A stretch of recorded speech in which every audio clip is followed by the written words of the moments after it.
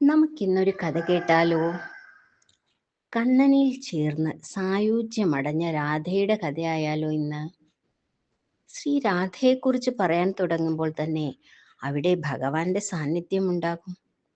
രാധാകൃഷ്ണ പ്രണയത്തിന്റെ അദൃശ്യ ശക്തി ഏറ്റവും കൂടുതൽ അനുഭവിച്ചിട്ടുള്ളത് ഗോപികമാരും യമുനാ നദിയുമാണ്. വൃന്ദാവന ലീലയിൽ ചിരപ്രതിഷ്ഠ ആർജിച്ച രാധ പക്ഷേ ഭാഗവതത്തിൽ അപ്രത്യക്ഷയാണ്. ഭഗവാൻ മഹാവിഷ്ണുവിന്റെ വക്ഷസ്ഥലത്ത് വസിക്കുന്ന ലക്ഷ്മി ദേവിയാണ്. ഗോലോകത്തിൽ ശ്രീകൃഷ്ണനോടൊപ്പം വസിക്കുന്ന രാധാദേവി എന്ന് മനസ്സിലാക്കാം.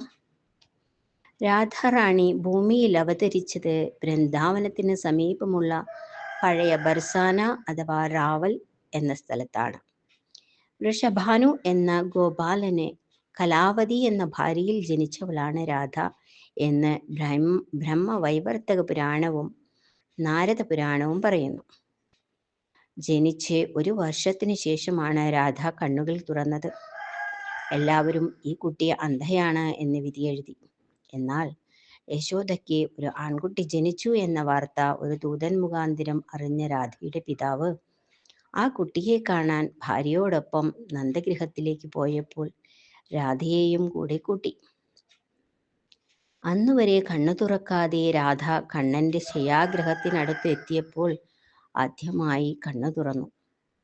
അവൾ ആദ്യം കാണുന്നത് ശിശുവായ കണ്ണനെയാണ്.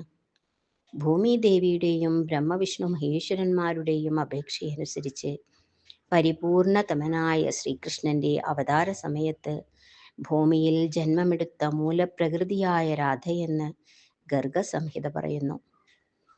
പത്മപുരാണം പാതാളഖണ്ഡത്തിൽ മൂലപ്രകൃതിയായ രാധയുടെ മഹാത്മ്യം വർണ്ണിക്കുന്നുണ്ട്.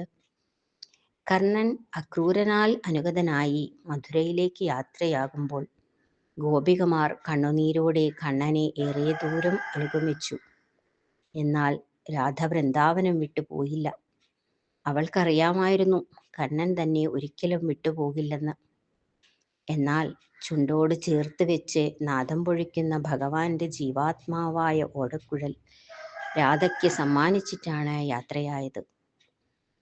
കംസനിഗ്രഹത്തിനും ഗുരുകുല പഠനത്തിനും ശേഷം തിരിച്ചുവന്ന കണ്ണൻ സാഗരത്തോട് വാങ്ങിയ മനോഹരമായ ഭൂമിയിൽ ദ്വാരക എന്ന സ്വപ്നതുല്യമായ കൊട്ടാരം നിർമ്മിച്ചു. രാജ്യകാര്യങ്ങളിൽ ജ്യേഷ്ഠനെ സഹായിച്ചും രുക്മിണി സത്യഭാമ എന്ന പത്നിമാരോടൊപ്പം കഴിയുന്ന നാളിൽ സന്തത സഹചാരിയുമായ ഉദ്ധവർ കൃഷ്ണനെ കാണാനെത്തി. കൃഷ്ണനോട് സംഭാഷണമധ്യേ അദ്ദേഹം ചോദിച്ചു, കൃഷ്ണ, അങ്ങ് വൃന്ദാവനത്തിൽ നിന്ന് പോന്നതിന് ശേഷം ഏറെ സ്നേഹിച്ചിരുന്ന ശ്രീരാധയെ കാണാൻ ഒരിക്കൽ പോലും തിരിച്ചുപോയില്ലല്ലോ. അതോ രാധയെ അങ്ങ് പൂർണ്ണമായി മറന്നോ? കണ്ണൻ അർദ്ധനിമീലിതമായ കണ്ണുകൾ ഉയർത്തി ഉദ്ധവരെ നോക്കി. എന്നിട്ട് എന്നെ സ്പർശിച്ചുകൊണ്ട് രാധ എവിടെ എന്ന് ഒരു നിമിഷം ആലോചിക്കൂ ഉദ്ധവരെ എന്ന് പറഞ്ഞു. ഉദ്ധവരുടെ കാഴ്ചയിൽ അതാ ഭഗവാന്റെ മാറിടത്തിനുള്ളിൽ രാധ യാത്രയാകുമ്പോൾ കൃഷ്ണൻ സമ്മാനിച്ച ഓടക്കുഴലുമായി യമുനയുടെ തീരത്ത് നിർവൃതിയിലിരിക്കുന്നു. യമുനയിലെ ഓളങ്ങൾ തൻ്റെ പാദങ്ങളിൽ അലയടിക്കുന്നത് രാധ അറിയുന്നില്ല. രാധയ്ക്ക് ചുറ്റും അനേകം രാധാകൃഷ്ണന്മാർ രാസകേളിയാടുന്നു. ഒരു കൃഷ്ണൻ രാധയുടെ മുടിയിൽ പൂവ് ചൂടിക്കുന്നു. മറ്റൊരാൾ അവളുടെ കാലുകൾ മടിയിൽ വെച്ച് ചെമ്പകമര ചുവട്ടിലിരിക്കുന്നു. മറ്റൊരു കൃഷ്ണൻ രാധയോടൊപ്പം യമുനയിൽ നീരാടുന്നു. വേറൊരാൾ പിണങ്ങിയിരിക്കുന്ന രാധയെ അനുനയിപ്പിക്കുന്നു. ഉദ്ധവർ വിഭ്രമത്തിലകപ്പെട്ടു. ഏതാണ് യഥാർത്ഥ കൃഷ്ണൻ? ഒരു നിമിഷം അദ്ദേഹം ഭഗവാന്റെ ശരീരത്തിൽ നിന്ന് കൈകൾ പിൻവലിച്ചു. അദ്ദേഹത്തിന്റെ മുഖത്തേക്ക് നോക്കി. കണ്ണാ, അങ്ങ് എവിടെയാണ്? ഇവിടെയോ അവിടെയോ? എന്താ സംശയം ഉദ്ധവരെ? കണ്ണൻ അവിടെയാണ്, രാധയുടെ അടുത്ത്. എന്തുകൊണ്ടെന്നാൽ എന്നെ എല്ലാവരും ആഗ്രഹിക്കുന്നു, എൻ്റെ സാമീപ്യം ആഗ്രഹിക്കുന്നു, അടുത്ത് ചെല്ലാൻ വിളിക്കുന്നു. എന്നാൽ എൻ്റെ രാധ മാത്രം ഉള്ളിലിരിക്കുന്ന എന്നെ എപ്പോഴും കാണുന്നു, അറിയുന്നു. അകലെയാണെങ്കിലും ഞാൻ ആ ഹൃദയത്തിൽ തന്നെയാണ്. ബോധ്യമുള്ള ഒരാളെ വീണ്ടും അടുത്തേക്ക് വിളിക്കേണ്ടത് എന്തിനാണ്? എങ്കിലും രാധ വരും കണ്ണനെ തേടി. ദ്വാരകയിലെ അനേകം കണ്ണുകൾ അവളെ കാണാൻ, ഒരു നോക്ക് കാണാൻ കൊതിക്കുന്നുണ്ട്. കണ്ണന്റെ വാക്കുകൾ സത്യമായി. വർഷങ്ങൾ കടന്നുപോയി. ഭഗവാന്റെ സ്വർഗാരോഹണ സമയത്തിന് കാലമായ ഒരു ദിവസം അവൾ വന്നു. ഉദ്ധവർ രാധയെ കൂട്ടിക്കൊണ്ടുവന്നു. സ്വർഗലോകത്തെ നാണിപ്പിക്കുന്ന ദ്വാരകയുടെ വാതിലുകൾ ആ സായന്തനത്തിൽ അനുവാദം ചോദിക്കാതെ രാധയ്ക്ക് മുമ്പിൽ തുറക്കപ്പെട്ടു. വീഥികൾക്കിരുവശത്തും നിന്ന ചെമ്പകവും പുന്നാഗവും പതിവിൻ കൂടുതൽ പൂക്കൾ പൊഴിച്ച് വീഥിയെ മനോഹരമാക്കിയിരുന്നു. ധാരയന്ത്രങ്ങളിൽ നിന്ന് വമിച്ചുകൊണ്ടിരിക്കുന്ന ജലം പാൽനിറമായി. സന്ധ്യാപൂജകൾക്കുള്ള മന്ത്രധ്വനികൾ അന്തരീക്ഷത്തെ ഭക്തിസാന്ദ്രമാക്കിക്കൊണ്ടിരുന്നു. ആർക്കോ വേണ്ടി കാത്തുനിൽക്കും പോലെ സൂര്യൻ കുങ്കുമവർണ്ണമായി. അസ്തമിക്കാൻ മടിച്ചു നിന്നു. ദ്വാരകയുടെ വീതിയിലൂടെ ഒരഗ്നിസ്ഫുലിംഗം കടന്നു പോകുന്നത് പോലെ പുരവാസികൾക്ക് തോന്നി. രാധയെ ഒരു നോക്കു കാണുവാൻ കാത്തിരുന്ന ഭഗവാന്റെ പത്നിമാർ രാധയുടെ സൗന്ദര്യത്തിന് മുൻപിൽ മതിമറന്നു. രുക്മിണിയും സത്യഭാമയും അവളെ സ്വീകരിക്കാൻ താലമെടുത്തിറങ്ങും മുൻപേ അവർ അത്ഭുതത്തോടെ ആ കാഴ്ച കണ്ടു. ഒരു കൊടുങ്കാറ്റുപോലെ വൃന്ദാവനക്കണ്ണൻ ഉത്തരീയം വഴിയിൽ വീണുപോയതറിയാതെ, പാതുകങ്ങൾ അണിയാതെ, ഭഗവാന് സന്ധ്യാവന്ദനത്തിനുള്ള താലം ഏന്തി നിന്ന മിത്രവിന്ദയുടെ കയ്യിലെ പൂപാത്രം ദേഹത്ത് തട്ടിത്തെറിച്ചു പോയത് പോലും കാണാതെ, കുത്തുവിളക്കിൽ കൊണ്ട് ചോര പൊടിഞ്ഞതറിയാതെ, ദ്വാരകയുടെ അന്തപുരത്തിൻ്റെ 12 പടികൾ ഒരു നിമിഷം കൊണ്ട് താണ്ടി ശ്രീരാധയുടെ അടുത്തെത്തി പ്രാണപ്രേയസിയെ നെഞ്ചോട് ചേർക്കുന്ന സാക്ഷാൽ കൃഷ്ണ ഭഗവാനെ.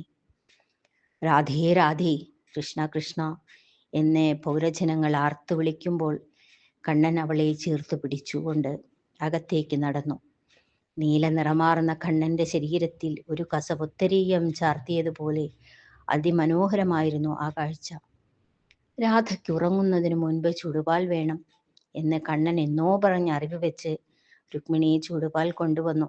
കണ്ണന്റെ കണ്ണുകളിൽ നോക്കി അവൻ പറയുന്നതൊന്നും തന്നിൽ നിന്ന് ചോർന്നു പോകാതെ ഉള്ളിലേക്ക് ചേർത്തുകൊണ്ടിരുന്ന രാധ ഒട്ടും ശ്രദ്ധിക്കാതെ ആ ചൂടുപാൽ കുടിക്കുകയും രാധ കുടിച്ച പാലിൻ്റെ ചൂടുകൊണ്ട് കണ്ണന്റെ കാലൊന്ന് പിടയുകയും ചെയ്തു. അപ്പോൾ രാധ കണ്ണന്റെ പാദങ്ങൾ പനീർ വിശറിക്കൊണ്ട് വീശി.